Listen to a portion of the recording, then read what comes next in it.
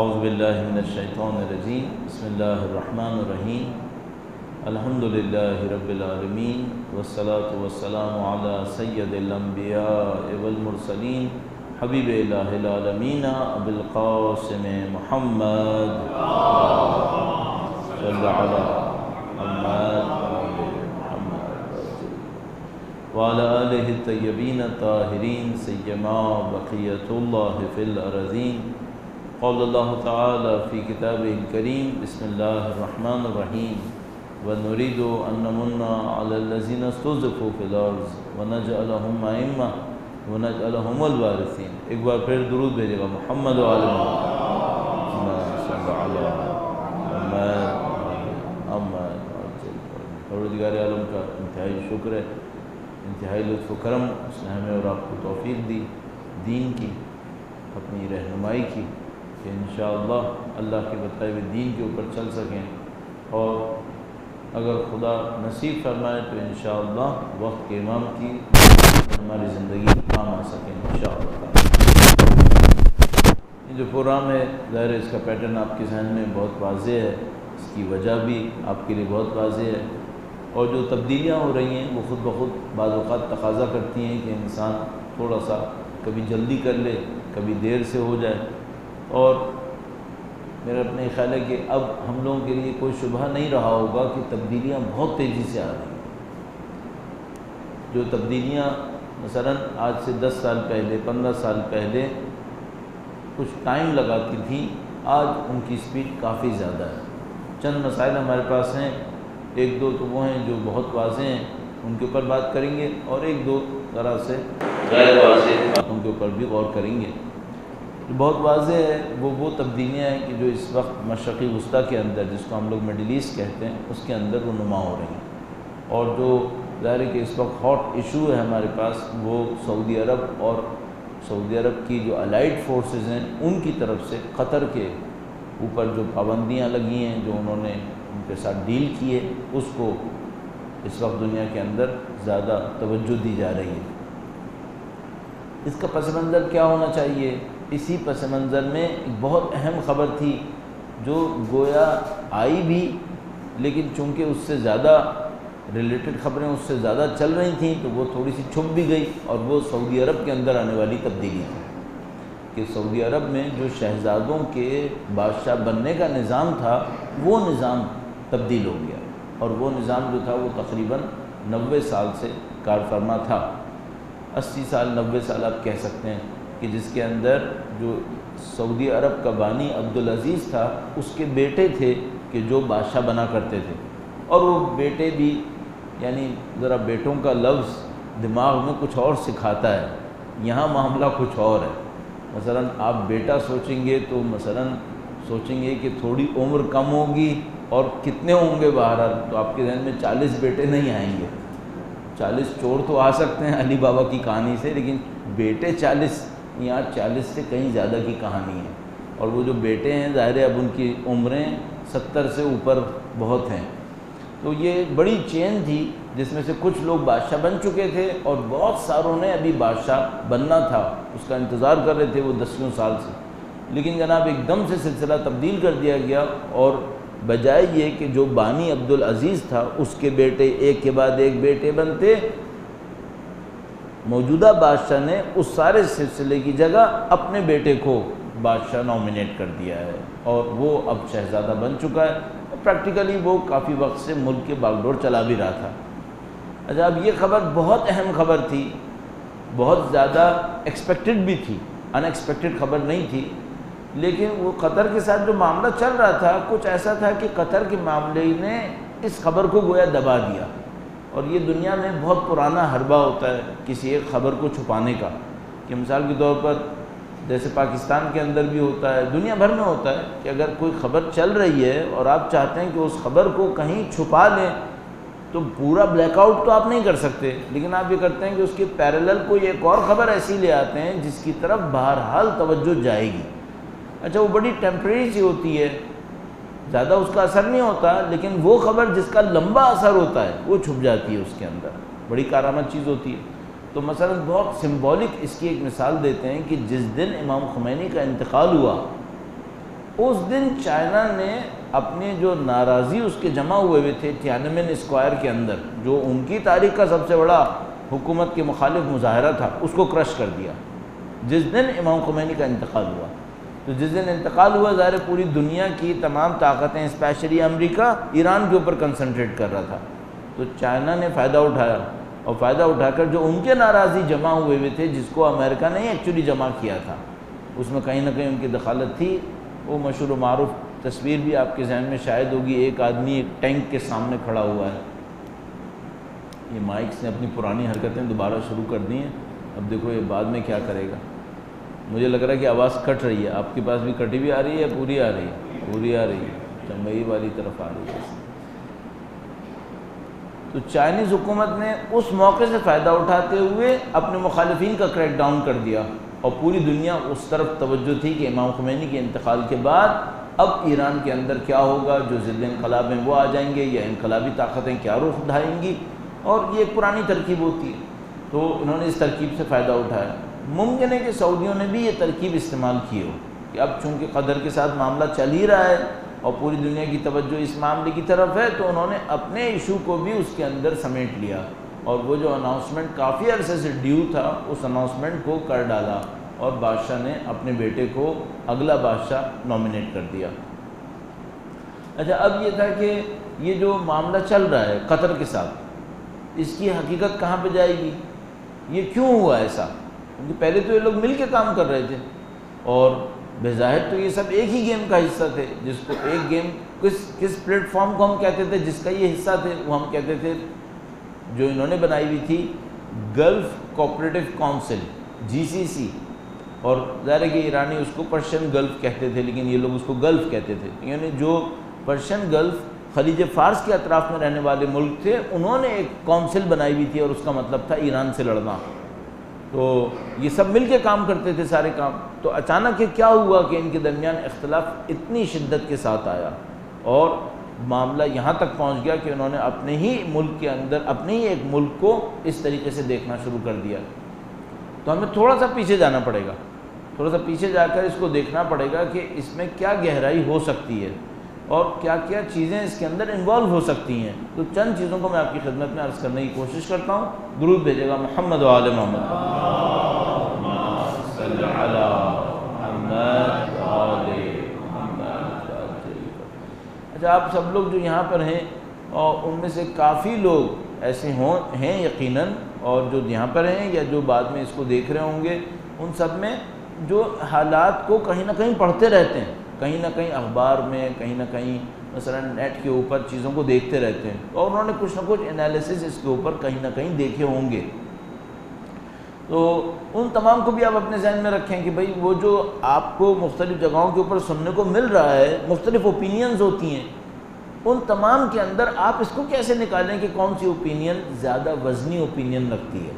یہ ہمیں سمجھ میں آتا ہے کہ جو سیاسیات ہے، یا مثال کے طور پہ انٹرنیشنل افیئرز ہوتے ہیں، یہ ایک فیکٹر کے اوپر نہیں چل رہے ہوتے۔ آپ یہ کہیں اس کا سبب ایک ہے، نہیں، ایک سبب نہیں ہوتا، 25 چیزیں ہوتی ہیں جو انوالو ہوتی ہیں، آؤٹ کم ایک ہوتا ہے۔ تو مثال کے طور پر سعودی عرب اور قطر کے اندر کانفلکٹ ہوا ہے، تو یہ ایک رزلٹ ہے، اس کے پیچھے بہت ساری چیزیں انوالو ہوں گی، ایک معاملہ نہیں ہوگا۔ تو ہم تھوڑا سا پیچھے جانے کی کوشش کرتے ہیں۔ اچھا، پیچھے جا کے کہاں پر ایشو ہے؟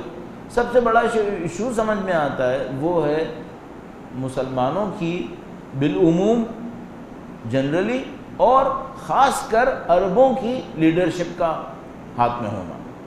اب ہم جانتے ہیں کہ سعودی عرب جب سے بنا ہے، اور ماہ شوال ہے، جیسے ہی ہم ان کے بننے کی تاریخ کو سوچنے لگتے ہیں تو ہمیں جنت البقیع یاد آ جاتی ہے۔ ظاہر ہے کہ ہم لوگوں کے دلوں کے اندر ان کے لیے، ان کے بننے کے لیے اچھی فیلنگز نہیں ہیں۔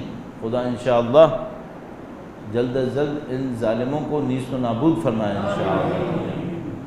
تو جب سے یہ بنے ہیں، ان کے پاس ایک ایڈوانٹیج ہے، ظاہر مکہ اور مدینہ کا ہونا ان کے پاس ایڈوانٹیج ہے، اور اسی لیے یہ لائے بھی گئے تھے۔ بہت لمبی تاریخ ہے، آپ نے مختلف جگہوں کے اوپر کہیں نہ کہیں پڑھی ہوگی، نہیں بھی پڑھی ہے تو کم سے کم دیکھ ضرور لیجیے گا، کیسے یہ علاقہ پہلے عثمانیہ سلطنت کے پاس تھا، جس کی بیس ترکی میں ہوا کرتی تھی۔ پھر وہاں پر ایک خاندان حکومت کرتا تھا جس کو آل رشید کہتے تھے۔ آل رشید جو تھے وہ عثمانیہ کے الائیڈ فورس تھی، اور عثمانیہ کی طرف سے یہاں پر گورنر تعینات تھے۔ پھر انگریزوں نے کس طریقے سے مسلمانوں کے خلاف جب کام کرنا شروع کیا پہلی جنگ عظیم سے پہلے، تو انہوں نے آل رشید کا مقابلہ کرنے کے لیے مختلف طاقتوں کو جمع کیا، اور جن طاقتوں کو جمع کیا ان میں سے ایک طاقت شریف حسین کا خاندان تھا، جس کے ساتھ لارنس آف عربیہ نام کر کے مشہور و معروف جاسوس تھا، اور دوسری طاقت آل سعود تھی جس کے ساتھ ایک اور انگریز جاسوس تھا اور ولیم فیلبی نام کر کے وہ اس کے ساتھ کام کر رہا تھا۔ تو عثمانیہ کی طرف سے آل رشید تھے جو مکہ اور مدینہ کے حاکم تھے، جس کو حجاز کہتے تھے اس زمانے میں، اور انگریزوں نے دو پارٹیز تیار کی عثمانیہ سے لڑنے کے لیے اور آل رشید سے لڑنے کے لیے، ایک آل سعود تھے اور ایک شریف حسین کا خاندان تھا۔ بعد میں جب یہ سارے کام ہو گئے تو کیوں شریف حسین کا خاندان پیچھے رہ گیا، جبکہ اس کے ساتھ زیادہ مشہور جاسوس تھا؟ لارنس آف عربیہ کا سب نے نام سنا ہے، لیکن ولیم فیلبی کا نام کس نے سنا ہے؟ لیکن پھر بھی وہ کامیاب نہیں ہو پائے کیونکہ ان سے ایک غلطی ہو گئی، اور شریف حسین نے خلافت اعلان کر دی جبکہ وہ خلافت ختم کرنا چاہتے تھے، خلافت عثمانیہ۔ بہرحال اس کو ایگزائل کر دیا گیا، وہ سائپرس چلا گیا، اور اس کے بیٹوں نے اپنے باپ سے غداری کر دی، انہوں نے کہا ہم انگریزوں کا ساتھ دیں گے، باپ کا ساتھ نہیں دیں گے۔ پھر اس کے جو بیٹے تھے وہ مختلف عرب ملکوں کے بادشاہ بنائے گئے، سب مرا گئے، ایک بچ گیا ہے، اور اس ملک کے اوپر ابھی بھی شریف حسین کی نسل حکومت کر رہی ہے، اور اس ملک کا نام ہے اردن، اور وہ بچا اس لیے ہے کہ وہاں برابر میں اسرائیل ہے، تو ان کو اسرائیل کے برابر میں ملک ایسے حکومت میں چاہیے تھا جو ان کا اپنا بندہ ہو، تو قدیم زمانے سے وہ ان کے ہاتھ میں ہے، یعنی پہلی جنگ عظیم کے بعد سے۔ باقی ملکوں میں جو اس کے بیٹے بادشاہ بنے، سیریا میں بنے، عراق میں بنے، وہ سب فارغ ہو گئے، مرا گئے، بغاوتوں کے اندر قتل ہو گئے۔ اب یہاں پہ آل سعود کو لایا گیا۔ آل سعود کے لانے کے اور بھی فائدے تھے، ایک تو کہ وہ خلافت کے دعوے دار نہیں تھے، اور دوسرا فائدہ یہ تھا کہ وہ شرک کے دعوے کر کے مسلمانوں کے اندر اتنا بڑا انہوں نے جھگڑا کھڑا کرنا تھا کہ جو شریف حسین نہیں کر سکتا تھا۔ تو بہرحال یہ لوگ آ گئے، انہوں نے جو کچھ کیا وہ آپ کے سامنے، جنت البقیع میں جو کچھ کیا، مسلمانوں کے ساتھ جو کچھ کیا، ان کی اچھی بنی رہی انگریزوں کے ساتھ۔ اور اس کے بعد جب دوسری جنگ عظیم میں انگریز تقریباً پیچھے چلے گئے، اور وہ کہتے ہیں کہ پردے کے پیچھے چلے گئے، اور سامنے جو طاقت آئی وہ امریکہ کی طاقت تھی، تو ایک مشہور و معروف میٹنگ ہوئی ایک کشتی کے اوپر، پانی کے جہاز کے اوپر، امریکی صدر اور سعودی حکمرانوں کے درمیان، اور وہاں پر یہ طے ہوا کہ بھئی ہم ایک دوسرے کا ساتھ دیں گے۔ تو امریکہ نے باضابطہ طور پر سعودی نظام کو قبول کیا کہ ہم ان کا ساتھ دیں گے، جبکہ ان کے اندر کوئی بھی ایسی چیز نہیں تھی جس سے امریکی نظام کی کوئی طبیعت میچ کرتی ہو۔ یہ لوگ بادشاہ تھے، اور یہ لوگ مثال کے طور پر ڈکٹیٹر ٹائپ کے لوگ تھے، ڈکٹیٹر ٹائپ کے اینڈ ڈکٹیٹر تھے، اور وہاں پہ ڈیموکریسی کی باتیں تھیں اور اس طرح کی باتیں تھیں، لیکن بہرحال وہ ظاہر ہے کہ تیل کا مسئلہ تھا، مسلمانوں کو کنٹرول کرنے کا مسئلہ تھا، تو امریکہ کی ان کے ساتھ خوب بن گئی، اور امریکہ ان کو لے کے چلتا رہا، ہر موقع پر ان کو گراؤنڈ دیا گیا، انہوں نے بھی اس کے ساتھ وعدے کیے۔ ان وعدے کیا کیا کیے ہوں گے ہم زیادہ نہیں کہہ سکتے، لیکن دو تین وعدے سمجھ میں آتے ہیں۔ ایک تو آئل کی سپلائی، کہ بھئی آئل کی ان انٹرپٹڈ سپلائی وہ ویسٹ کو جاتی رہے گی۔ دوسری بات ہے کہ آئل کی پرائسز کنٹرول میں رہیں گی، اور اس سے بھی بڑا مسئلہ، ہم لوگ بعض اوقات یہ سمجھتے ہیں کہ آئل کی پرائس کا کم ہونا یا زیادہ ہونا یہ بڑا مسئلہ ہے، یہ اتنا بڑا مسئلہ نہیں ہے، چونکہ دیکھیے اگر میں آپ کو یہ ایک گلاس $9 میں بیچوں، جو ایک زمانے میں ایک بیرل آئل کی قیمت تھی، بلکہ $3 بھی رہی ہے، جس زمانے میں $3 تھی تو پانی زیادہ مہنگا تھا آئل کے مقابلے میں، ایک زمانہ ایسا بھی رہا ہے، تو میں آپ کو یہ $3 میں بیچوں یا $100 میں بیچوں، فرق پڑتا ہے نہیں پڑتا؟ آپ کہیں گے بھئی بہت فرق پڑتا ہے، 3 میں اور 100 میں تو بڑا فرق ہے، لیکن آپ ایک اور بات سوچیں، اگر میں آپ کو 100 میں بیچوں اور یہ طے کروں کہ جو پیسے آپ مجھے دیں گے وہ میں آپ ہی کے بینک میں رکھوں گا، اب آپ کے لیے کیا فرق پڑا؟ آپ نے مجھے پیسے دیے، جو میں نے پیسے لینے وہ آپ ہی کے بینک میں رکھنے ہیں، اس کا مطلب یہ کہ پیسہ گھوم پھر کے آپ ہی کے پاس رہے گا۔ ایک اور فائدہ بھی ہے اس میں، زیادہ مہنگا ہو زیادہ اچھا ہے۔ وہ کیسے؟ امریکہ خریدے گا سعودیہ سے، سعودیہ پیسہ یہیں پہ رکھے گا، اچھا جاپان بھی تو خریدے گا، اس کا پیسہ کہاں رکھے گا سعودیہ؟ وہ بھی امریکہ میں رکھے گا، یورپ خریدے گا، اس کا پیسہ کہاں رکھے گا؟ وہ بھی امریکہ میں رکھے گا۔ تو امریکہ اگر $100 کا خریدے تو بھائی باقی بھی تو $100 کا خریدیں گے، تو باقیوں کا پیسہ بھی سعودی عرب سے چینل ہو کر امریکہ کے ہاتھ میں آ جائے گا۔ یہ الائنس یہاں پہ کام کر رہا تھا۔ امریکہ کو بہت اچھا لگ رہا تھا کہ سعودیہ کام کر رہا ہے اور سعودیہ آئل ہمیشہ ڈالر میں خریدے گا، ڈالر میں بیچے گا، اور جو ڈالر آئیں گے وہ امریکن بینکس میں رکھے گا، تو امریکہ کو معاملہ ختم ہو گیا۔ پھر دوسرا مسئلہ یہ ہوا کہ سعودیہ میں جو بھی ڈیولپمنٹ ہوگی وہ ڈالر اور امریکی فرمز کے ذریعے سے ہوگی، تو امریکہ کے لیے تو بہت ہی اچھا ہوگی کہ بھئی سعودیہ پوری دنیا کا پیسہ گھسیٹے گا اپنے پاس تیل بیچ کر، اور وہ پیسہ آ جائے گا امریکہ کے پاس، اور وہ پیسہ کہاں خرچ ہوگا؟ وہ خرچ ہوگا امریکی کمپنیوں کے اوپر۔ یہ بڑا اچھا سسٹم تھا اور یہ خوب اچھے طریقے سے چلتا رہا۔ اس دوران میں مختلف رکاوٹیں بھی آئیں جو ان لوگوں کے حساب سے رکاوٹیں تھیں۔ مثلا ایک بہت بڑی رکاوٹ تھی امریکہ کے اندر، وہ یہ کہ امریکہ پر یہ مسلسل تنقید ہوتی تھی کہ بھائی جن لوگوں کے ساتھ آپ لوگ کھڑے ہیں یہ تو بہت ہی عجیب لوگ ہیں، یہ تو ڈکٹیٹر لوگ ہیں، یہ بادشاہ لوگ ہیں، ان کے اندر ڈیموکریسی ہے ہی نہیں۔ تو وہ امریکہ میں ظاہر ہے اتنے زیادہ ویسٹڈ انٹرسٹ تھے ان کے کہ انہوں نے اس بات کو دبانے میں کبھی دیر نہیں لگائی کہ بھئی یہ معاملہ چھوڑ دیجئے، آپ یہ ڈیموکریسی کی باتیں چائنا کے ساتھ کر لیں اور دوسری جگہوں پہ کر لیں، لیکن سعودیہ کے معاملے میں اس بات کو آپ نہ کہیں۔ ظاہر ہے وہاں پر بھی اپنے انٹرسٹ کی خاطر کہتے تھے، یہاں پر اپنے انٹرسٹ کی خاطر دبا دیا کرتے تھے۔ اور مثلا بحرین کے اندر امریکہ کا سب سے بڑا فلیٹ ہے، وہ ڈکٹیٹر ہے، سعودیہ کے ساتھ الائنس ہے، وہ ڈکٹیٹر ہے، تو سب باتیں یہ دبا لی جاتی تھیں۔ اب اسی میں لے لیجئے بھائی خواتین کے حقوق کا معاملہ کہ بھئی سعودی عرب میں تو عورت ڈرائیونگ ہی نہیں کر سکتی، سعودی عرب میں عورت اکیلی جا نہیں سکتی، اور یہ اور وہ، تو یہ سب چیزیں دبا دی جاتی تھیں کہ بھئی یہ سب کو چھوڑ دیا جائے۔ اچھا، اس کے بعد ایک اور مسئلہ تھا، وہ یہ کہ سعودیہ نہ صرف اس معاملے میں امریکہ کے کام آتا تھا، اور بھی معاملوں میں کام آتا تھا، اور وہ سعودیز نے دیکھا کہ ہمارے بھی فائدے میں ہیں، امریکنز کے بھی فائدے میں ہیں۔ ایک تو تیل کا ایشو ہو گیا، ایک اور بہت بڑا مسئلہ تھا، اور وہ تھا جو تقریباً 1970 کے بعد سے پیش آنا شروع ہوا، اور وہ تھا جہادیوں کا مسئلہ، جہادی بنانے کا مسئلہ۔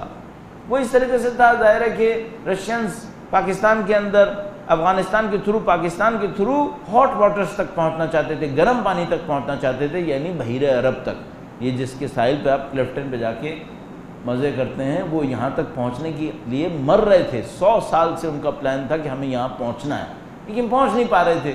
تو 70s میں انہوں نے اس بات کو احساس کیا کہ اب ہم اتنے اسٹرانگ ہیں کہ ہم جمپ کر سکتے ہیں، اور اگر ہم جمپ کر لیں تو ہمارے لیے بہت اچھا ہوگا۔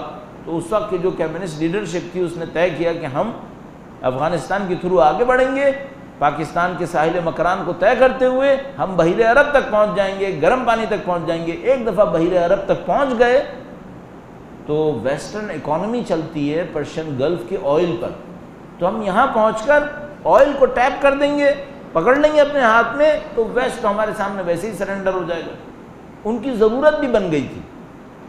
اب وہ پرانی داستان ہے، مریری داستان، اس کو اٹھانے کی ضرورت نہیں ہے کہ اسٹار وار ہو رہی تھی اور رشینز نے دیکھا کہ اسٹار وار میں جو پیسہ لگنا ہے وہ ہم نہیں لگا پائیں گے، اسٹار وار الٹیمیٹلی امریکنز جیت جائیں گے۔ ان کی پریڈکشن صحیح بھی تھی، تو انہوں نے دیکھا کہ اس میں تو ہم نہیں جیت پائیں گے، جو فضا کا معاملہ تھا، بیلسٹک میزائلز وغیرہ کا، یہاں پہ ہم شاید جیت سکتے ہیں۔ تو انہوں نے ایک ٹائپ کا گیمبل کھیلا، جوا کھیل گئے، البتہ وہ دونوں میں ہار گئے، نہ اسٹار وار جیت پائے نہ وہ یہاں جیت پائے۔ اچھا، اب امریکہ کو ضرورت تھی کہ وہ رشینز کو روکیں افغانستان کے اندر، پاکستان تو قطعاً نہیں، تو امریکنز نے افغانستان میں روکنے کے لیے جو راستہ بنایا وہ یہ تھا کہ ہم ایک مقدس جہاد شروع کروا دیتے ہیں۔ اب ضیاء الحق صاحب جو آئے وہ اسی چکر میں آئے، بھٹو جو اترا وہ بھی اسی چکر میں مارا گیا، ساری باتیں وہ سب یہ تھا کہ افغانستان میں ایک مقدس جہاد کی ضرورت تھی، اور اس مقدس جہاد کا جو صحرا بندہ وہ ضیاء الحق صاحب کے سر پہ بندھا کہ آپ یہ مقدس جہاد جو ہے وہ کر ڈالیں گے، تو وہ نظام مصطفیٰ کا نعرہ لے کر آ گئے۔ بعض اوقات انسان تعجب سے یہ دیکھتا ہے کہ ہماری جو داخلی سیاست ہے اس میں اوریجنلٹی نہیں ہے، اصلی پن نہیں ہے، سارا باہر کا ہے۔ تو ہمارے ہاں جو ضیاء الحق صاحب نظام مصطفیٰ کا نعرہ لگا کر آئے، نہ آتے اگر امریکہ کی یہ ریکوائرمنٹ نہ ہوتی تو یہ کوئی اور نعرہ لگا کے آتے۔ اب جیسے ہمارے ہاں جب پرویز مشرف صاحب آئے تو وہ اتاترک کی تعریف کرتے ہوئے آئے اور 2 کتے اپنے ساتھ لے کر انہوں نے پہلی تصویر کھنچوائی جو بھیجی تھی جس دن انہوں نے کو کیا تھا نواز شریف صاحب کے خلاف. تو اس دن جو پہلی تصویر مشرف صاحب کی آئی تھی وہ 2 کتوں کو ہاتھ میں لے کے آئی تھی اور اتاترک کی تعریفوں کے ساتھ آئی تھی. تو وہ بھی سمجھ میں آتی ہے کہ اس وقت امریکہ کی ریکوائرمنٹ کچھ اور ہو چکی تھی. بہرحال تو ضیاء الحق صاحب آئے, وہ نظام مصطفیٰ اور جہادیوں کا نعرہ. سعودیز نے اس موقع کو دیکھا یہ بڑا زبردست موقع ہے. امریکن سے کہا کہ بھائی تمہیں تو جہادی چاہیے نا, لڑنا ہے تمہیں رشیا سے, ہم جہادی لائیں گے, ہمارے پاس آئیڈیالوجی ہے, وہابیت ہے, اور اس وہابیت میں ہم انویسٹ کریں گے. سعودیوں کو موقع اس لحاظ سے بھی ملا کہ اگر ہماری وہابیت پھیلے گی تو پورے خطے میں ہمارا اثر و رسوخ بڑھ جائے گا. پہلے شاہ ایران کا اثر و رسوخ تھا اور وہ جو ویکیوم تھا اس کو ہم فل کر لیں گے. تو بڑا زبردست ایک دائرہ بن گیا سعودیز کے لیے کہ ہم شاہ ایران کی جگہ امریکہ کے سب سے بڑے محافظ بن جائیں گے, ٹھیکیدار بن جائیں گے, اور ہماری آئیڈیالوجی ہے وہ فلو کر جائے گی وہابیت. اور ایسا ہوا بھی. انہوں نے اپنے پیسہ استعمال کیا, اپنی آئیڈیالوجی کو استعمال کیا, اس کو پاکستانی جو بھی ادارے تھے انہوں نے فائدے میں دیکھتے ہوئے اس کو استعمال ہونے دیا, اور اس پورے خطے کے اندر وہابیت بہت تیزی سے پھیل گئی جو یہ لوگ تصور میں بھی نہیں کر سکتے تھے. پاکستان اکثریت بریلوی ملک تھا اور یہاں پہ وہابیت کے پھیلنے کا کوئی چانس نہیں تھا اگر افغانستان جیسی حرکت نہ ہوئی ہوتی یہاں پہ. تو بہرحال موقع سے فائدہ اٹھایا گیا اور وہ سارا کام ہو گیا. امریکنز اس پہ کافی خوش رہے. اچھا اس کے بعد وہ ایک مسئلہ ہوتا ہے, وہ یہ کہ قوموں کی نفسیات میں اگر آپ کوئی آپریشن کرتے ہیں تو وہ آپریشن کس طرف پھیلنا شروع کرے گا, کس طرف لڑکنا شروع کرے گا, یہ آپ کے کنٹرول میں نہیں ہوتا. آپ نے اگر پہاڑوں وغیرہ کو وزٹ کیا ہوا ہو تو آپ نے کبھی دیکھا ہو, اگر کبھی آپ یہ تجربہ کر کے دیکھیں آپ, اچھا کسی بہت ہی محفوظ جگہ پہ کھڑے ہو کے کیجئے گا, وہ یہ کہ آپ پہاڑی کے بہت اوپر چلے جائیں اور وہاں سے جا کر ایک پتھر لڑکا دیں اور اس کے بعد دیکھ داغ کے لڑکائیے گا کہ یہ پتھر کہاں جانا ہے, آپ نے کیا پلان کیا ہے. تو کیا یہ پتھر لڑکنے کے بعد آپ کا پلان فالو کرے گا؟ یہ آپ کی خام خیالی ہے کہ آپ یہ سوچ رہے ہیں کہ میں نے یہاں پہ لڑکایا, یہ اس وادی میں سے گھستا ہوا چلا جائے گا, پھر یہ یوں, یہ سب آپ نے پلان کیا ہے, ابھی اس کو لڑکنے دیں. یہ جب نیچے جائے گا تو پھر نہیں معلوم یہ کہاں جائے گا اور کیا کچھ لے کے جائے گا. تو ممکن ہے کہ اپنے راستے میں ایک پتھر کو ایسے وہ کلک کر دے جس کے اوپر بڑی سی ایک چٹان کھڑی تھی, وہ بھی گئی, وہ گئی اور وہ ادھر آنے کے بجائے ادھر نکل گئی. آئیڈیالوجیز میں ایسا بہت ہوتا ہے کہ آپ نے پتھر تو لڑکا دیا, اب امریکنز نے جہادی پتھر لڑکا دیا. سعودیز نے انویسٹ بھی کیا, سعودیز کو اسلامی ملکوں میں بھی اجازت مل گئی کہ آپ دبا کے انویسٹ کریں, اور ویسٹ میں بھی اجازت مل گئی. بھئی وہ ہر مسجد دیکھتے تھے, مسجد بن رہی ہے, چلو جناب 10 ملین ہم دیں گے, پیش امام ہمارا ہوگا. اب وہ سوئٹزرلینڈ میں ایک آدمی مسجد بنا رہا ہے, اس کو کیا پتا کون آئے گا. اس نے کہا بھائی ٹھیک ہے $10 ملین آ رہے ہیں, $10 ملین آ رہے ہیں, پیش امام کہیں سے بھی آئے نماز تو پڑھائے گا نا, ختم ہو گیا معاملہ. اور ان کو بھی کیا اس سے غرض. تو اس طرح پوری دنیا میں سعودیز چھا گئے, ویسٹ میں بھی, یہاں پر بھی, ہر جگہ, اور انہوں نے انجوائے کیا اس کام کو. لیکن اس کے بعد جو پتھر لڑکنا شروع ہوا تو پھر اب اس میں مختلف گروپس بننا شروع ہو گئے. وہ یہ کہ پہلے جہادی صرف ایک پارٹی بنا رہی تھی اپنے مقصد کے لیے, پھر بہت ساری پارٹیز انوالو ہو گئیں اپنے اپنے مقاصد کے لیے, سب نے جہادی بنانا شروع کر دیے. اور پھر وہ جملہ آیا کہ بھئی طالبان کئی قسم کے ہیں, طالبان اچھے بھی ہیں, طالبان برے بھی ہیں. تو کچھ ایسے تھے جو امریکہ کے نظام کے اندر ہی مختلف گروپس کے ہاتھ میں چلے گئے. وہاں پہ بھی ایک ایجنسی تو نہیں ہے, پتہ نہیں ابھی کہیں میں پیپرز میں دیکھ رہا تھا کوئی 12-17 کی, تو انہوں نے خود بھی قبول کیا کہ ہمارے پاس 17 کے قریب ایجنسیز ہیں جو مختلف جگہوں کے اوپر کام کرتی ہیں. تو سب نے ہاتھ پاؤں مارنا شروع کر دیے. اب سب کے اپنے اپنے مفاد ہیں. مثال کے طور پر مثلا فلاں ایجنسی ہے, اس کا فنڈ ہے $100 ملین, ایسے ہی میں کہہ رہا ہوں. اب اسے $100 ملین میں اس کا گزارا نہیں ہوتا ہے, تو اس نے کہا کہ چلو کوئی بات نہیں, ہم کچھ جہادی جمع کرتے ہیں, وہ کچھ لوگوں کو اغوا کریں گے, اور اغوا کرنے کے بعد جو اس کا پیسہ لیں گے اس سے ہم اپنے آپریشنز نپٹا لیں گے. ایک کھڑا ہوا, اس نے جناب وہ پائرٹس پال لیے, صومالیہ کے جو پائرٹس تھے وہ جناب وہ قزاق تھے, وہ شپس پہ جاتے تھے, قبضہ کرتے تھے, $3 ملین $4 ملین کھینچا, ادھر ادھر کیا. ایک پارٹی چلی گئی منشیات میں کام کرنے لگی, ڈرگز کے اندر کام کرنے لگے. انہوں نے جا کے افغانستان کے اندر وہ بویا, یہ بیچو, یہاں سے وہاں جائے گا, وہاں سے یہاں آئے گا. پاکستان بھی اس میں بڑا اس میں کام آیا, اور ہمارا ایک بہت بڑا اسکینڈل تھا وہ, چلو دبدبا گیا, NLC کا معاملہ اور یہ اور وہ. اس میں ہمارا BCCI اور فلاں فلاں پتہ نہیں کیا کچھ، تو وہ کہانی بڑی لمبی چل گئی، معاملے ہاتھ سے نکلنا شروع ہو گئے، ادھر سے ادھر ادھر سے ادھر۔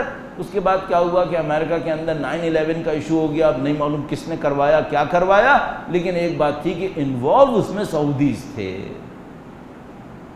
آہستہ آہستہ سب نے یہ ریئلائز کیا کہ بھائی معاملہ تھوڑا ہاتھ سے نکل گیا ہے، اب اس کو تھوڑا سمیٹنے کی ضرورت ہے۔ اچھا، اس میں ایک اور انہوں نے گڑبڑ یہ کی کہ پاکستان جو ان تمام معاملات کا ہب تھا، جہاں سے سارے کنیکشنز جوڑتے تھے اور نکلتے تھے، اس کو انہوں نے 10 سال لاوارث چھوڑ دیا، تقریباً سمجھ لیجئے کہ آپ کہہ سکتے ہیں 1988 سے لے کے 1998 تک، اور اس 10 سال کے اندر یہاں پر بھی بڑے ڈرامے ہو گئے تھے۔ تو آہستہ آہستہ امریکن نے ریئلائز کیا کہ نہیں، ہمیں سعودیز کو ٹیپ کرنا پڑے گا۔ اب امریکن سعودیہ کے اندر بیٹھے ہوئے تھے، سعودی نظام کو بچانا چاہتے تھے، لیکن بہرحال یہ بھی چاہتے تھے کہ سعودیز کچھ کنٹرول میں بھی آئیں۔ اچھا، سعودیز کو ایک بات پتہ تھی کہ امریکنز جب کنٹرول کرتے ہیں تو کچھ ہی عرصے کے بعد ہم فارغ ہو جائیں گے، یہ کسی اور کو لے آئیں گے یا کوئی اور پارٹی آ جائے گی۔ شاہ ایران کے ساتھ بھی کچھ ایسا ہی ہوا تھا۔ شاہ ایران ڈکٹیٹر، فل ڈکٹیٹر تھا، امریکنز نے کچھ چیزیں اپنے ہاتھ میں لینے کی کوشش کی، نہ معاملہ ایران کے ہاتھ میں رہا، نہ شاہ کے ہاتھ میں، نہ امریکہ کے ہاتھ میں، ایک تھرڈ فورس بہت پرومیننٹلی انقلاب کی صورت میں آ گئی۔ لوگ اس طرح انٹرپریٹیشن کر رہے ہوتے ہیں۔ تو سعودیز کو یہ خطرہ تھا کہ اگر ہم نے امریکنز کو تھوڑا سا بھی گراؤنڈ دے دیا، امریکنز معاملہ خراب کر دیں گے، ہم نے تو سنبھال کے رکھا بھائی، یہ ہمارے ہاتھ سے نکل جائے گا۔ تو انہوں نے امریکنز کو تھوڑا سا پش بیک کرنا شروع کیا کہ نہیں، آپ تھوڑا سا پیچھے رہیے۔ اس معاملے میں ایک سمبولک ایونٹ ہوا تھا، امریکہ کی ایک بیس تھی، اس کے اوپر ایک بم دھماکہ ہوا تھا جس میں کافی امریکنز مر گئے تھے، اور وہ نہیں معلوم کس نے کروایا، لیکن بہرحال لوگوں کا انوالومنٹ ہے۔ ان لوگوں کا کہنا یہ ہے کہ سعودیز کہیں نہ کہیں آفیشیلی بھی اس میں انوالو تھے، وہ امریکنز کو یہ کہنا چاہ رہے تھے کہ تھوڑا پیچھے رہو اور ہمارے اندر گھسنے کی کوشش مت کرو، چونکہ امریکنز اس کو ریپلیس کرنا چاہ رہے تھے، اس سسٹم کو۔ تو سعودیز کو یہ خطرہ لگا رہتا ہے کہ اگر ہم نے امریکنز کو گراؤنڈ دیا تو امریکن ہمیں ریپلیس کریں گے۔ اس ٹائپ کی ایک کوشش میں قطر نے دیکھا میں کچھ کر سکتا ہوں، قطر نے دیکھا کہ میں کچھ کر سکتا ہوں۔ کیوں؟ امریکنز آہستہ آہستہ سعودی سے فیڈ اپ ہو رہے ہیں، اور ان کو ایک لبرل آواز چاہیے جو اٹھے اور ویسٹ کے ساتھ تھوڑا سا مل سکے۔ تو قطریز نے اس کے اوپر انویسٹ کرنا شروع کر دیا۔ قطریز کے پاس بھی کافی پیسہ تھا، ملک تو بہت چھوٹا سا ہے، آپ نے دیکھا ہی ہوگا کہ سعودی عرب کے مشرقی سمت میں چھوٹا سا ایک پدہ سا ان کو ان کے بہت بڑے کے مقابلے میں، لیکن پیسہ کافی زیادہ تھا ان کے پاس، ان کا پر ہیڈ جو انکم ہوتی ہے وہ کافی زیادہ ہے۔ تو انہوں نے دیکھا کہ ہمارے پاس چانس ہے کچھ کہ ہم امریکنز کو سمیٹ سکتے ہیں، شاید لبرل مسلمانوں کی قیادت ہمارے ہاتھ میں آ جائے گی، اور سعودیز ہمیں دباتے ہیں تو ہمارے پاس سعودیز کے مقابلے کے لیے بھی ایک طاقت آ جائے گی۔ تو قطریز نے اس پہ انویسٹ کیا، کہہ سکتے ہیں اپنے طور پر انہوں نے سکسیسفل انویسٹمنٹ کی۔ تو انہوں نے میڈیا کا جائنٹ جیسے الجزیرہ بنا دیا، اور انہوں نے لوگوں کے اندر انفلوئنس اپنا بنانے کی کوشش کی۔ مجھے لگتا ہے کہ یہ امریکنز کی مدد کے بغیر نہیں ہو سکتا تھا، امریکنز نے خود ان کو گراؤنڈ دیا ہوگا کہ تم لوگ سعودیز کو تھوڑا کاؤنٹر کرو، اور سعودیز کو دبانے کے لیے انہوں نے اس کو استعمال کیا ہوگا۔ قطریز نے جہادیوں کے اندر بھی اپنے کانٹیکٹس کو بنایا، انڈیپینڈنٹ کانٹیکٹس، سعودی عرب سے ہٹ کر۔ سیرین وار سب نے مل کے کی تھی، شام کی جنگ سب نے مل کے کی تھی، سعودیز بھی انوالو تھے، قطریز بھی انوالو، بحرینی، اماراتی سب انوالو تھے۔ اس دوران میں ایک جملہ اور عرض کرتا چلوں، اماراتیوں کا رول بہت، میں سوچتا ہوں کبھی ایسا نہ ہو مجھے دبئی جانا پڑ جائے تو میں پھنس جاؤں، بہت ہوشیارانہ رول ہے ان کا، آپ سمجھ جائیے، بہت عجیب رول ہے ان کا۔ مجھے لگتا ہے کہ پاکستان کی تباہی میں، خاص کر ہمارے شہر کی تباہی میں، ان کا رول بہت زیادہ ہے، اور اللہ کبھی وہ موقع لائے کہ ان تمام سازشوں کو کوئی برملا کرے تو پھر یہ سمجھ میں آئے گا کہ شاید ان کا رول، جیسے ہم لوگ سعودیز کو ہاں یہ کیا یہ کیا یہ کیا، ابھی ہم لوگ یہ نہیں جانتے انہوں نے کیا کچھ کیا ہے۔ میرا اپنے خیال ہے ہمیں پتہ چلے تو شاید ہم ان کو کم نہیں سنائیں گے جب ہمیں پتہ چلے گا۔ یہ بھی بہت عجیب قوم اس معاملے میں ثابت ہوئی، یعنی حکومت، ظاہر قوم تو اچھی ہے، اچھے لوگ ہوں گے، لیکن حکومتیں جو ہوتی ہیں وہ بڑا منفی کردار رکھتی ہیں۔ تو سب نے مل کے سیرین وار کی تھی، لیکن بعد میں سعودیز نے دیکھا کہ بھائی یہ قطریز جو ہیں وہ لبرل آواز کھڑی کر رہے ہیں، اس سے ہماری پوزیشن کمزور ہوتی چلی جا رہی ہے، اور اس میں سعودیز کو قطریوں نے دبانے کی بھی تھوڑی بہت کوشش کی اپنے میڈیا وغیرہ کے ذریعے سے۔ بہرحال امریکنز کو اٹریکٹ کرنا قطریوں کی بھی خواہش ہے اور سعودیوں کی بھی خواہش ہے، اب جو کھیل لے۔ اب یہاں پر تھوڑا سا ڈائنامکس، یہ جو پولیٹکس کے ساتھ اکنامکس کو بھی لانا پڑے گا، تاکہ ہم اس بات کو دیکھ سکیں کہ امریکنز کو اٹریکٹ کیا کیسے سعودیوں نے، جس کے نتیجے میں ٹرمپ صاحب جو ہیں وہ سعودی عرب چلے گئے، اور اس کے بعد پھر یہ قطر کے ساتھ معاملہ بھی شروع ہو گیا۔ تھوڑا سا ہمیں اکنامکس کی طرف بھی جانا پڑے گا۔ درود بھیجے گا محمد و آل محمد۔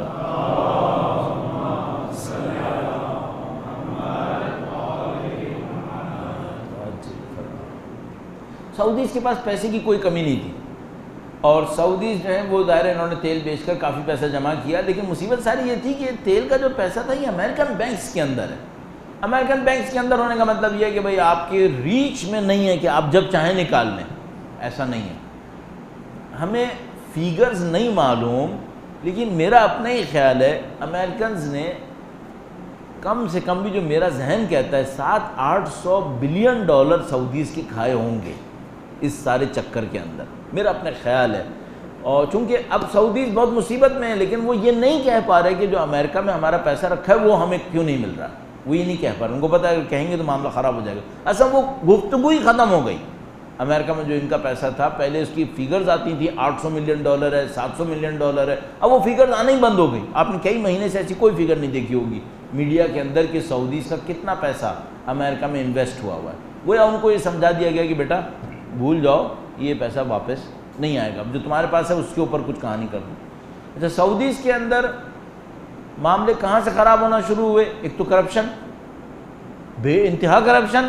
ملک چند فیصد لوگوں کے ہاتھ میں ہے، وہ جو کرنا چاہ رہے ہیں کر رہے ہیں۔ 4 ارب 5 ارب ڈالر آج سے 25 سال پہلے شاہی خاندان کا بجٹ تھا، تو اب ملک کہاں سے لائے گا پھر؟ اس کے بعد جناب علی تیل کی قیمتیں جنگ کے زمانے میں، ایران عراق جنگ کے زمانے میں نیچے لائی گئیں تاکہ کسی طریقے سے ایران کو نقصان پہنچایا جائے۔ سعودیز کے پاس ایک بہت بڑا بینیفٹ ہے کہ ان کی ریزروائرز بہت بڑے ہیں، ان کے ذخائر بہت بڑے ہیں۔ اچھا، جس ملک کے پاس ذخیرہ بڑا ہوتا ہے وہ ملک اگر ایک سال نہ کمائے تو کہتا ہے میں اگلے سال کما لوں گا، میرا ختم تھوڑی ہو رہا ہے۔ لیکن اب جیسے مثال کے طور پہ جن کے ریزروائرز چھوٹے ہوتے ہیں ان کے پاس یہ چانس نہیں ہوتا کہ ایک سال نہیں کمائیں تو اگلے سال کما لیں گے، تو ختم ہو رہا ہے، یہ انہیں کو اسی سے کمانا ہے۔ تو یہاں پر سعودیوں اور دوسرے عرب ملکوں کے درمیان ٹسل آتی ہے کہ جس کے پاس تیل کم ہے وہ سعودی سے کہتا ہے بھائی اگر یہ تیل تم اتنا نیچے لاؤ گے تو ہم کہاں جائیں گے، پھر ہمارے پاس تو تیل ختم ہو جائے گا اس دوران۔ تو پھر سعودی جن کو تھوڑا پیسہ ایسا دے کر معاملے کو سنبھالنے کی کوشش کرتا ہے، لیکن بہرحال ایک معاملہ خراب ہو گیا، اور وہ یہ ہوا کہ ایک موقع کے اوپر امریکنز کا انٹرسٹ بھی یہ تھا کہ تیل کی قیمتیں نیچے لائی جائیں رشیا سے لڑنے کے لیے۔ اگر آپ کے ذہن میں ہو 2 سال پہلے یوکرین کا ایشو ہوا تھا، امریکہ کے پیوٹن کے ساتھ تعلقات بہت خراب ہوئے تھے، وہ رشیا کو سزا دینا چاہتے تھے۔ رشیا تیل بیچتا ہے اور گیس بیچتا ہے، تو ان کی قیمتیں نیچے لائی گئیں تاکہ رشیا کولیپس کر جائے۔ رشیا کے اوپر بہت برا اثر پڑا، لیکن رشیا نے مقابلہ کر لیا۔ سعودیز نے امریکنز کا ساتھ دیا، تیل کی قیمتیں نیچے لے آئے، ایران کو بھی نقصان ہونا تھا اس سے، وہ سب بھی ہوا، لیکن ایک اور مصیبت آ گئی، خود سعودیز کو بہت نقصان ہوا، باقیوں کو بھی ہوا، ان کو بھی بہت نقصان ہوا، اور انہوں نے اس بات کو ریئلائز کیا کہ جو ہمارے پاس ذخائر ہیں وہ بہرحال بہت تیزی سے ختم ہو رہے ہیں، ہمارے پاس بہت تیزی سے ذخائر ختم ہو رہے ہیں۔ جب تیل کی قیمتیں بہت اوپر گئیں 150 پر، تقریباً $150 فی بیرل، تو بہت سارے انرجی کی اور ریسورسز فیزیبل ہو گئیں۔ تو مثال کے طور پر سولر انرجی جو پہلے بہت مہنگی تھی اچانک سستی ہونا شروع ہو گئی، اور دوسری ریسورسز جو تھیں وہ تیل اور گیس نکالنے کی وہ بھی سستی ہونا شروع ہو گئیں۔ سعودیز یہ سمجھتے رہے کہ تیل کی قیمتیں ہمارے ہاتھ میں ہیں، جب چاہیں گے اوپر کریں گے، جب چاہیں گے نیچے کر لیں گے۔ ایسا نہیں ہوا۔ پھر جب تیل کی قیمتیں نیچے لائیں، بہت نیچے چلی گئیں، تو پھر سعودیز کو یہ احساس ہوا کہ ہم بہت برے پھنس گئے۔ ایک طرف سے ہمیں سیریا کی جنگ لڑنی ہے جس کے لیے پیسہ چاہیے، دوسری طرف سے یمن کی جنگ لڑنی ہے جو 1-2 مہینے چلنی تھی لیکن سال سے اوپر ہو گیا، اس کے لیے بھی پیسہ چاہیے، تیسری طرف سے تیل کی قیمتیں واپس نہیں آئیں، اور جو نیچے گریں تو سعودیز کے ریسورسز ختم ہو گئے۔ اب سعودیز بہت بری طریقے سے پھنس گئے کہ بھئی ہمارے پاس پیسہ ہے نہیں، ہمیں 2 جنگیں بھی لڑنی ہیں، اور امریکہ بھی اب اس طرح ہمارے ہاتھ میں نہیں رہا۔ اس دوران میں ٹرمپ صاحب حکومت پر آئے۔ ٹرمپ بزنس مین ہے، ایکچولی پولیٹیشین نہیں ہے، اور جو 2-3 مہینے میں امریکہ میں ہوا ہے آج تک کسی صدر کے ساتھ نہیں ہوا ہوگا، اور آج تک کسی صدر نے یہ حرکتیں نہیں کی ہوں گی جو ٹرمپ صاحب نے کر ڈالی ہیں۔ شاید امریکہ کے لیے ایک لحاظ سے اچھا ہو رہا ہے، تاکہ امریکہ یہ سمجھے کہ جو انہوں نے پال لیا ہے وہ ہے کیا چیز۔ تو بہت سخت مصیبت آئی ہوئی ہے اس وقت ایک لحاظ سے۔ بزنس مین ہے، اس کو پیسہ بہرحال سمجھ میں آتا ہے۔ سعودیز نے موقع اچھا دیکھا، ان کے پاس پیسہ ختم ہو رہا تھا، انہوں نے سعودیز نے امریکنز کو اتنا پیسہ دکھایا جو کویت اور قطر نہ دکھا سکیں۔ امریکنز ٹلٹ کر گئے، اور انہوں نے کہا کہ ٹھیک ہے اتنے پہ معاملہ صحیح ہے۔ آپ کو یاد ہوگا کہ $380 ارب کے ایگریمنٹس ہوئے اسلحے کے بیچنے کے۔ امریکہ اسلحہ بیچے گا، سعودی خریدے گا $380 ارب، اور یہ فگر اتنی بڑی فگر ہے، ہم پاکستانی تو خیر سوچ بھی نہیں پائیں گے۔ ہماری تو ساری سال کی ایکسپورٹ $25 ارب ہوتی ہے، پورا ملک اس کے اوپر چلنا ہوتا ہے۔ $380 ارب اسلحہ خریدا گیا۔ میرا اپنے خیال ہے کہ انہوں نے ان کو اٹریکٹ کیا، لیکن ان کے ساتھ یہ سب طے کیا کہ اب جب آپ ہمیں انتخاب کر رہے ہیں تو باقیوں کو آپ کو چھوڑنا ہوگا، تو آپ کو قطریوں کے اوپر اب ہاتھ نہیں رکھنا ہے۔ اس گراؤنڈ کے اندر سعودیز نے قطریز کو آؤٹ کرنے کی کوشش کی ہے۔ اچھا، اب میں نے آپ کا بہت وقت لے لیا، بہت پیچھے سے لے کر کافی وقت لیا، ذرا سا اس میں ایک ڈیٹیل اور بھی دیکھ لیں۔ سعودیز کے پاس کتنا پیسہ باقی ہے ابھی؟ ایسے ہی میں کہہ رہا ہوں جو اخباروں وغیرہ سب کے اندر آ رہا ہے، تقریباً 500 سے 600 ارب ان کے پاس باقی ہے۔ سال کا $100 ارب ان کا ڈیفیزٹ ہے، سال کا $100 ارب ان کو اس ذخیرے میں سے اٹھانا ہے اپنا خرچہ پورا کرنے کے لیے، اور $380 ارب کے ایگریمنٹ بھی کر لیے ہیں۔ تو اگر مثلا رف کیلکولیشن کریں، $380 ارب کے ایگریمنٹ کر لیے ہیں، آپ کے پاس ٹوٹل 500 تھے، ہر سال 100 چاہیے، تو آپ کے پاس پیسہ ہے کہاں؟ تو امریکنز نے سعودیز کا انتخاب کیوں کیا؟ پھر امریکنز نے کیوں سعودیز پہ ہاتھ رکھا؟ 2 چانس ہیں، وہ سوچ رہے ہوں گے ان کو تو مرنا ہی ہے، جاتے جاتے جتنا پیسہ نکلوا سکتے ہیں نکلوا لیں۔ اچھا، سعودیز نے کیا نہیں سوچا ہوگا؟ سعودیز نے سوچا ہوگا۔ سعودیز کے پاس 2 حل ہیں، ایک کو وہ بتا رہے ہیں، ایک کو وہ دکھا رہے ہیں۔ ایک حل ان کے پاس یہ ہے، سعودیز سے پوچھتے ہیں کہ بھائی تمہارے پاس 500-600 ارب رہ گیا ہے، $100 ارب تمہیں چاہیے، 380 ارب کا تم ایگریمنٹ کر چکے، تمہارے پاس پیسہ کہاں ہے؟ اب تم تو بینکرپٹ ہونے والے ہو۔ تو کہتے نہیں، ہم بینکرپٹ نہیں ہونے والے، ہمارے پاس بہت پیسہ ہے، کہاں ہے؟ تو وہ ان کا جو شہزادہ ہے اس نے ایک پلان بنایا کہ 2020 تک آتے آتے ہم اپنے ملک کو نئے خطوط کے اوپر لے آئیں گے۔ وہ کیسے؟ اس نے کہا کہ ہم ایسی انویسٹمنٹ کریں گے ایسی جگہوں پر جہاں پہ ہم تیل پہ اعتماد نہیں کریں گے، اور تیل پہ اعتماد کرنا اس وقت صحیح بھی نہیں ہے۔ کیوں؟ کیونکہ تیل کبھی ختم ہوگا، نمبر 1۔ دوسرا مسئلہ ہے کہ دنیا تیل کے علاوہ دوسری ریسورسز کو چیک کر رہی ہے اور اس کے اوپر شفٹ ہو رہا ہے۔ میں بھی اس پہ پوائنٹ پہ آنے کی کوشش کروں گا۔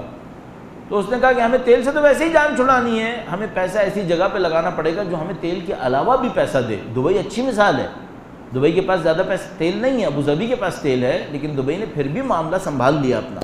تو انہوں نے کہا کہ ہم بھی ایسا ایک کام کریں گے، لیکن اگر آپ ایک ایسا کام کریں گے تو اس کام کو کرنے کے لیے بھی تو پیسہ چاہیے، وہ آپ کے پاس کہاں سے آئے گا؟ تو انہوں نے کہا یہ تو کوئی مسئلہ نہیں ہے، ہمارے پاس ہماری سعودی جو کمپنی ہے آرامکو، اس کے پاس یہ جو آرامکو فرم ہے یہ سارے سعودی عرب کے ذخائر کی مالک ہے۔ سعودی عرب کے جتنے تیل کے ذخائر ہیں ان کی مالک یہ آرامکو فرم ہے۔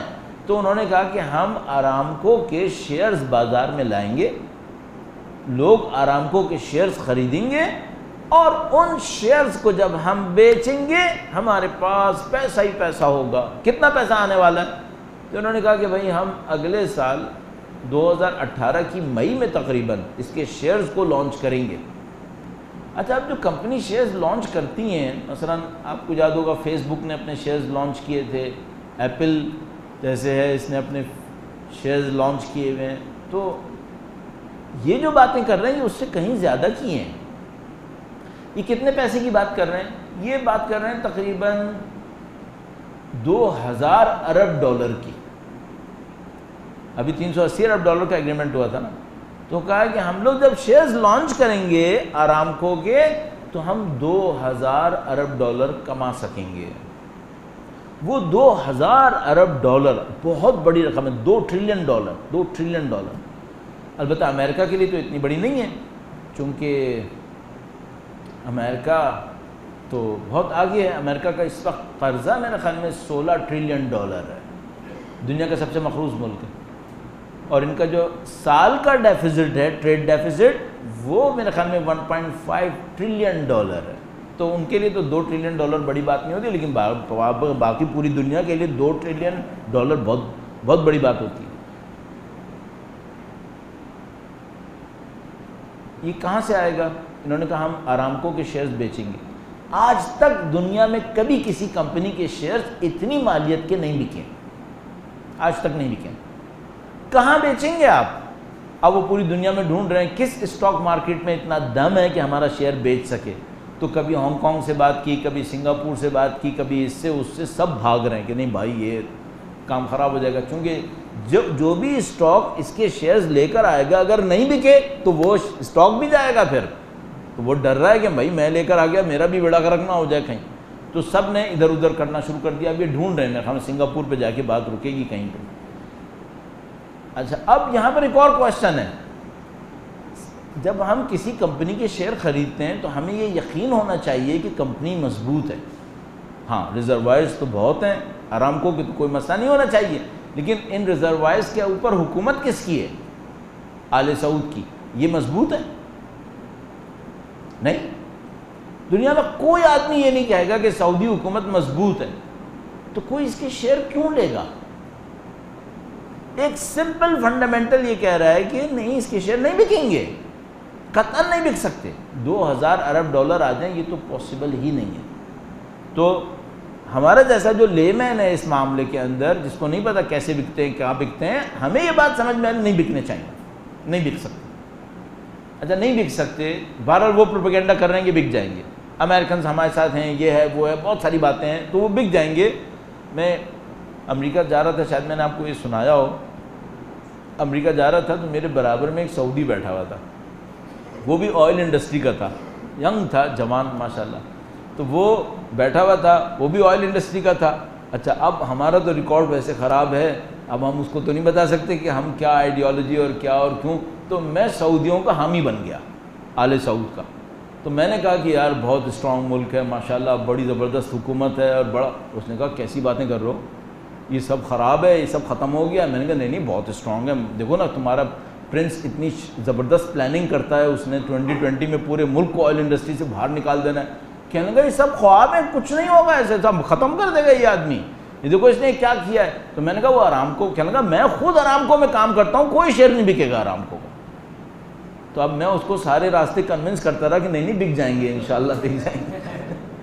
وہ خود کہتا نہیں پر نہیں ہوگا یار، یہ کیسی باتیں کر رہے ہو تم، اور تم کو سمجھ میں نہیں آ رہا کیونکہ تم باہر بیٹھے ہوئے ہو، ہم اندر ہیں، ہمیں پتہ ہے نہیں بکیں گے.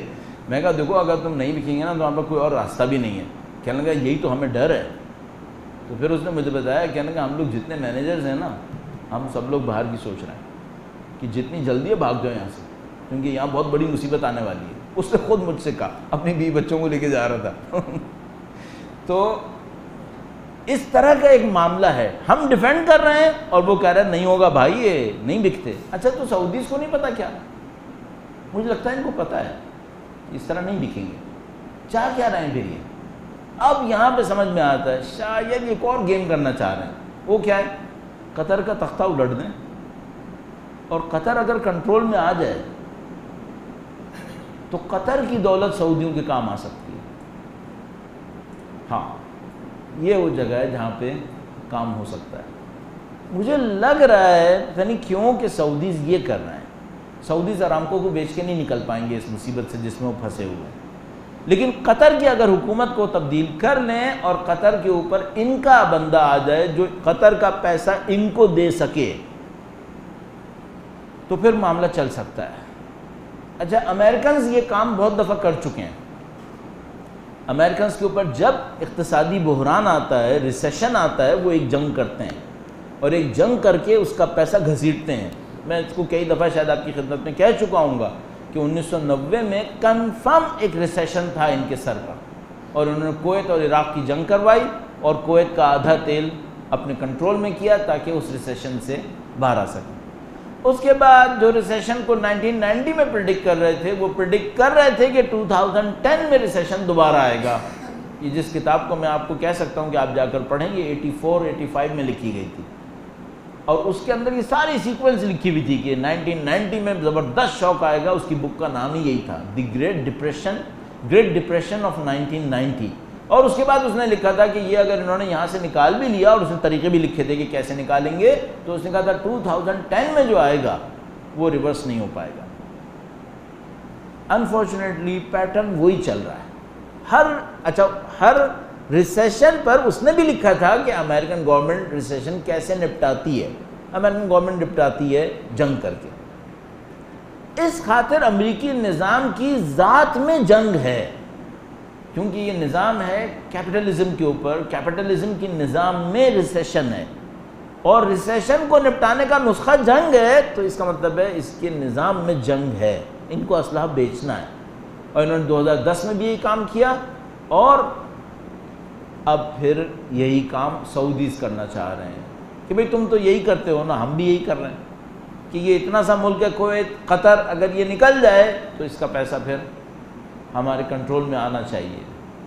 میرا اپنے خیال ہے سعودیز یہ کرنا چاہ رہے ہوں گے. اچھا, اب قطر کے پاس چانس کیا ہے؟ قطر کے پاس جو چانسز تھے قطر نے فوراً اویل کیے. قطر کے پاس 2 اور عرب ملک تھے کہ جو سعودی انفلوئنس سے باہر کھڑے ہوئے تھے, اور وہ سعودی اور اماراتی, ان دونوں کو ایک ہی جگہ پہ رکھیے گا, اور وہ ہیں کویت اور عمان. یہ 2 ملک تھے کہ جو باہر کھڑے تھے اور وہ ان کے اثر کو قبول نہیں کر رہے تھے. قطریوں نے سب سے پہلا کام ظاہر ہے یہی کرنا تھا کہ انہوں نے کویت اور عمان سے کانٹیکٹ کرنا تھا, اور اس وقت آپ کو پتہ ہے کہ قطر کی جتنے بھی کام ہو رہے ہیں وہ انہی 2 ملکوں کے ذریعے سے انجام پا رہے ہیں. من جملہ جو تجارت ہو رہی ہے, قطریوں نے ایک جملہ کہا تھا, انہوں نے کہا تھا اگر ہمیں $1 کا نقصان ہوگا نا تمہیں بھی $1 کا نقصان ہوگا. تو ان کے فارن منسٹر نے جملہ شاید استعمال کیا تھا, جملہ مجھے یاد ہے, یہ نہیں یاد کہ فارن منسٹر نے کیا تھا یا کس نے کیا تھا, لیکن ان کی طرف سے جملہ بہت اچھا آیا تھا, بالکل صحیح آیا تھا. مثال کے طور پر UAE کی پورٹ ہے جس کے اوپر قطر کے لیے آنے والی شپس اینکر کرتی ہیں, پھر وہاں سے ری ایکسپورٹ ہوتا ہے دبئی سے قطر کے لیے, چونکہ وہ شپس جو ہیں وہ قطر اینکر نہیں کر سکتی, تو ان کو UAE پہ اینکر کرنا ہوتا ہے, پھر وہاں سے ری ایکسپورٹ ہوتا ہے قطر کے لیے. بالکل یہی کام ایرانیوں کے ساتھ بھی ہوتا رہا ہے کہ ایرانی سامان دبئی میں لگتا تھا, پھر وہاں سے ری ایکسپورٹ ہوتا تھا ایران پر, تو دبئی نے حالات کی خرابی سے ہمیشہ کمایا ہے. پاکستان کے ساتھ بھی انہوں نے یہی کیا. دبئی کا کردار بہت عجیب کردار ہے.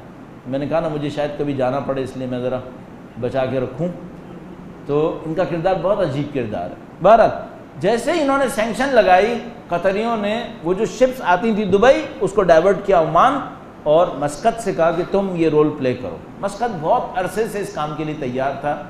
مسقط کے خلاف ایک دفعہ اماراتیوں نے کوشش کی تھی, سعودی اماراتی نے ہرانے کی, ہٹانے کی, لیکن ناکام ہوئے تھے. اس وقت سے مسقط ان سے ناراض بھی بیٹھا تھا. تو مسقط نے قطریوں کو فیور کیا, اور انہوں نے کہا بھائی ٹھیک ہے, ان کا بہت اچھا ہے, اور عمان کا چانس بہت زیادہ ہے اس وقت کہ وہ اس کے اندر اپنے آپ کو اسٹرانگ کرے گا. انہوں نے سعودی انفلوئنس کو پہلے بھی ایکسیپٹ نہیں کیا تھا. دوسری جگہ تھی ٹرکی. قطر نے فوراً ٹرکی سے کانٹیکٹ کیا اور ان سے کہا کہ تم اپنی ایک بیس قطر کے اندر کھول لو, جس کے اوپر معاملہ چل نکلا. اس سے بڑھ کر 2 اور ملک ہیں جن کے ساتھ قطر کانٹیکٹ کر رہا ہے, اور وہ ایک ایران ہے اور دوسرا رشیا. صحیح ہے, قطر ابھی اپنے دروازے بند نہیں کرنا چاہتا, سعودی اور اماراتیوں کے مقابلے میں دروازے بند نہیں کرنا چاہ رہا, لہذا وہ پہلے 3 ملکوں پہ انحصار کر رہا ہے, عمان پہ, کویت پہ, اور کسی حد تک ٹرکی پہ. اگر ان کو اپنے دروازے بالکل بند کرنے ہوئے تو یہ ایرانیوں کے ساتھ چلے جائیں گے, رشینز کے ساتھ چلے جائیں گے. آپ نے شاید ایک پکچر دیکھی ہو کہ کوئی قطری ہے جو کسی روزے کو وزٹ کر رہا ہے. اچھا ابھی نہیں پتا یہ ایونٹ کس لیول پر ہوا ہے, لیکن یہ ڈیولپمنٹ بہت خطرناک ہے سعودیز کے لیے. اس کا مطلب ہے قطری ایک علامت دے رہے ہیں وہ یہ کہ ہم آئیڈیالوجی میں بھی دوسروں کے ساتھ جا سکتے ہیں. وہ ایک علامت دے رہے ہیں سعودیوں کو کہ بیٹا زیادہ تنگ نہیں کرو ورنہ ہم ادھر تک بھی جا سکتے ہیں.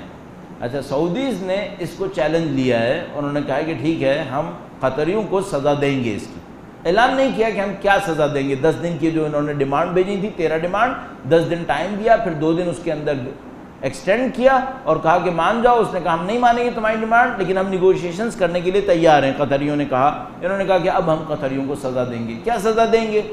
اگلا اسٹیپ یہ ہوگا کہ سعودیز, امارات, مصر, بحرین یہ باہر کی کمپنیوں سے کہیں گے کہ جو کمپنی ہمارے سے ڈیل کرے گی وہ قطر سے ڈیل نہیں کرے گی. تو قطر آئسولیشن میں جائے گا. اور قطریوں کو بھی یہ بات اچھی طریقے سے پتہ ہے کہ نیکسٹ اسٹیپ یہ آ سکتا ہے. تو وہ بینکس کو پابند کریں گے کہ جو بینک ہمارے یہاں برانچ کھولیں گے وہ قطر میں برانچ نہیں کھولیں گے. یہ ہو سکتا ہے. تو پھر بڑے بڑے دنیا کے بینکوں کو یہ طے کرنا ہوگا کہ وہ سعودیز پہ انویسٹ کریں گے یا قطریوں پہ انویسٹ کریں گے. اس دوران میں بہت ساری چیزیں خراب ہو جائیں گی. قطر میں 2022 میں یعنی 2022 میں 2022 میں ورلڈ کپ ہونا تھا فٹ بال کا, ہوگا یا نہیں ہوگا؟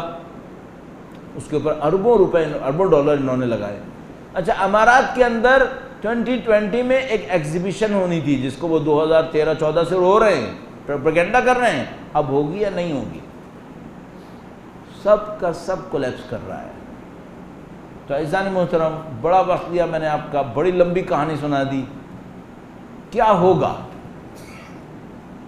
میں آپ کو کافی عرصے سے ایک بات عرض کر رہا تھا اور آپ جانتے ہیں میں آپ سے بار بار کہہ رہا تھا یہ جو دنیا کی اس وقت کا نقشہ بنا ہوا ہے یہ ایسا چل نہیں سکتا.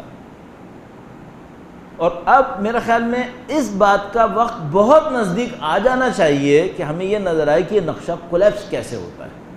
میرا اپنا ایک خیال ہے جو مجھے ابھی تک سمجھ میں آ رہا ہے, مجھے اپنی غلطیوں کا احساس ہے جو میں پہلے کر چکا ہوں گا تاکہ میں دوبارہ ان غلطیوں سے مجھے سیکھنا چاہیے, لیکن میرا اپنا ایک خیال ہے کہ اگلے 1 سال کے اندر ہم لوگ کسی ایک قطعی نتیجے کی طرف جا رہے ہوں گے. قطعی نتیجہ کیا؟ کولیپس کرے گا یا یہ چلے گا؟ میرا اپنا ایک خیال ہے کہ یہ کولیپس کرے گا. میرا اپنا ایک خیال ہے. مجھے یوں لگ رہا ہے, آپ کو یاد ہوگا میں چند مہینے پہلے سعودیوں نے جب یمن پہ حملہ کیا تھا تو میں نے عرض کیا تھا کہ یہ زیادہ سروائیو نہیں کر پائیں گے, اور میں نے عرض کیا تھا کہ 2020 تک آتے آتے سعودی شاید جا چکے ہوں گے. میرا اپنا خیال ہے کہ ہم بہت تیزی سے اس ٹائم کو دیکھنے کی طرف جا رہے ہیں انشاءاللہ. ہمیں یہ لگ رہا ہے کہ سروائیو نہیں کر پا رہے. اب ایک اور مسئلہ بھی ہے, سعودی سروائیو نہیں کر پائیں گے تو اماراتی بچیں گے کیا؟ نہیں, پھر ان کا تو کوئی چانس ہی نہیں ہے پھر. اچھا تو بحرین بچے گا کیا؟ نہیں, وہ بھی نہیں بچے گا. قطر اس صورت میں بچے گا, پھر قطر بھی اس طرح نہیں بچے گا. قطر کو بھی کچھ اور کرنا پڑے گا. وہ تو جا کے ابھی روزے پہ کھڑا ہوا ہے, پھر اس کو اس سے بھی زیادہ حرکتیں کرنی پڑیں گی. اس طرح نہیں بچے گا کوئی بھی. اس کا مطلب کیا ہے؟ اگلے سال یہ گیم آف کارڈز بہت عجیب رنگ دکھائے گا. تو ہمارے خیال میں ابھی جولائی ہے, جولائی 2017 بڑا اچھا ٹائم ہے. جولائی 2018 تک آتے آتے بہت اچھا ٹائم ہوگا. ان کا ٹارگٹ ہے مئی 2018 آرامکو کے شیئرز لانچ کرنے کا. یہ نہیں کر پائیں گے, کریں گے تو بے عزتی ہو جائے گی. اس سے پہلے یہ کوئی بڑی چوری کرنا چاہیں گے تاکہ اپنے معاملے کو سنبھال لیں. وہ بڑی چوری قطر سے ہونی تھی جو اب بظاہر لگ نہیں رہی کہ یہ کر پائیں گے. پھر اب یہ کیا کریں گے؟ اس کا مطلب ہے کہ اگر کوئی انسان مر رہا ہوتا ہے تو کچھ بھی کر لیتا ہے. تو سعودی بے وقوفی کریں گے. میرا ذہن یہ کہہ رہا ہے یہ اگلے 1 سال کے اندر ایک بہت بڑی بے وقوفی یمن کی کر چکے ہیں. اب اس سے بڑی کیا بے وقوفی کریں گے؟ لیکن یہ کوئی بہت بڑی بے وقوفی کرنے والے ہیں. کیوں؟ ان کے پاس راستے بند ہو رہے ہیں اور بندہ ان ایکسپیرینسڈ ہے, اس کو ریسیشن سنبھالنے کا کوئی تجربہ نہیں ہے, اس کی عمر بھی زیادہ نہیں ہے, وہ نہیں جانتا ہے ریسیشن کیسے سنبھالا جاتا ہے. میرا اپنے خیال ہے کہ یہ کرائسس نہیں سنبھال پائیں گے. اب ذرا تصور کریں اس دوران اگر بادشاہ مر گیا, اس کا باپ مر گیا تو کیا ہوگا؟ بہت معاملہ خراب ہو جائے گا. تو گیم آف کارڈز جو آپ نے دیکھا ہے, کارڈ ایک دوسرے کے اوپر رکھ کے 4 منزلہ بنا دیتے ہیں, 5 منزلہ, ٹک کرنے کی دیر ہے. اس کو ایک کلک چاہیے. اس وقت کلک کہیں سے بھی آ سکتا ہے. بہت خطرناک صورت حال ہے, یہ بہت خطرناک صورت ہے. آئل کے اوپر ڈپینڈنس بھی ختم ہونے والی ہے۔ میں اپنی بات ختم کرتا ہوں۔ ہمارے بھائی آگے بڑھ رہے ہیں پیپرز لاتے ہوئے، یہ اس بات کا اشارہ ہوتا ہے کہ مولانا بس کریں، بہت دیر ہو گئی ہے، لوگوں کو بولنے کا موقع دے دیں ہم۔ تو میں ایک بات اور عرض کر دوں، آئل پہ ڈپینڈنس ختم ہونے والی ہے۔ آپ نے یقیناً واٹس ایپ وغیرہ کے اوپر ڈاکٹر عطاء الرحمان کے حوالے سے ایک میسج یقیناً پڑھا ہوگا کہ الیکٹرک کارز آ جائیں گی تو پھر کیا ہو جائے گا، اور یہ اور وہ۔ کل پرسوں ایک خبر آئی تھی، چھوٹی سی خبر تھی لیکن میرے لیے بہت امپورٹنٹ خبر تھی، اور وہ یہ تھی کہ ٹیسلا کمپنی جو الیکٹرک کارز بناتی ہے، نہ صرف اس نے کہ اپنا ایک نیا ماڈل لانچ کیا $35,000 میرے خیال میں بیسک پرائس پر، جو اس کا کہنا یہ ہے کہ ساری گاڑیوں کو بیٹ کر سکتی ہے، اس نے اس کے علاوہ ایک اور کام کیا۔ وہ آسٹریلیا کے ایک ریجن میں گئے جہاں پر بجلی کا بحران آیا ہوا تھا، صرف ہم لوگوں کے یہاں لوڈ شیڈنگ نہیں ہوتی، آسٹریلیا میں بھی ہو رہی ہے۔ تو وہ وہاں پہ 5-6 مہینے سے ڈرامہ چل رہا تھا، وہ اس کے پاس گیا اور اس نے کہا کہ ہم تمہیں دنیا کی سب سے بڑی بیٹری لگا کر دیں گے۔ وہ بیٹری کتنی بڑی ہوگی؟ ہمارے یہاں بیٹری ہوتی ہیں UPS وغیرہ میں چلانے والی، یہ وہ کہانی نہیں ہے، یہ تقریباً 100 میگا واٹ کی بات ہو رہی ہے، 100 میگا واٹ، صحیح ہے۔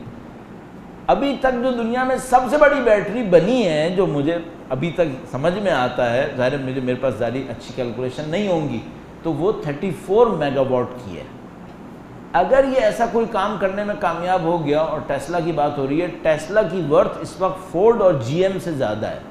فورڈ موٹرز اس کے پیچھے ہے، جنرل موٹرز اس کے پیچھے ہے، ٹیسلا اس وقت سب سے ٹاپ پر ہے، صحیح۔ اگر یہ ایک ایسا کام کرنے میں کامیاب ہوگا تو اس کا مطلب یہ ہے کہ رینیوبل انرجیز کو ایک چھکا مل جائے گا۔ کچھ سال پہلے TED پر بل گیٹس کا ایک لیکچر آیا تھا، اس نے وہ ایک اسپیچ دی تھی، تو اس نے کہا تھا سب سے بڑی رکاوٹ بیٹری ہے، سب سے بڑی رکاوٹ بیٹری۔ اگر ٹیسلا یہ کام کرنے میں کامیاب ہو گئی، یہ سمجھ لو آئل جائنٹس فارغ ہونے والے ہیں، سب کو نظر آ رہا ہے، بہت کچھ ہونے والا ہے۔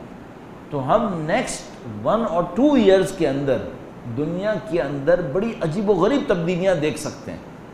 تو آپ میں سے جو جوان ہیں وہ تو خیر دیکھ ہی لیں گے، میں اپنے لیے چانسز پر چلا رہا ہوں کہ میں بھی شاید ہی دیکھ لوں، تو باقی جو مجھ سے سینئر ہیں اللہ ان کی حفاظت فرمائے انشاءاللہ۔ بہت اچھا ٹائم ہے، ابھی ہم بہت ساری باتیں نہیں کر پائے، بہت اچھا ہوا، ورنہ آپ کا اور بہت وقت لگ جاتا، اتنے کو ہم کافی سمجھتے ہیں۔ میرے ساتھ غلطی یہ ہوتی ہے کہ جب میں بیک گراؤنڈ میں جانے لگتا ہوں تو کافی پیچھے چلا جاتا ہوں، لیکن اس سے فائدہ یہ ہوتا ہے کہ ذرا ایک بات آخر تک سمجھ میں آ جاتی ہے، چلنے کے حد میں، کہ وہاں سے شروع ہوا تھا یہاں تک آیا تھا، ابھی بہت ساری باتیں بیچ میں ہیں۔ ایران کیا سوچ رہا ہے اس معاملے میں؟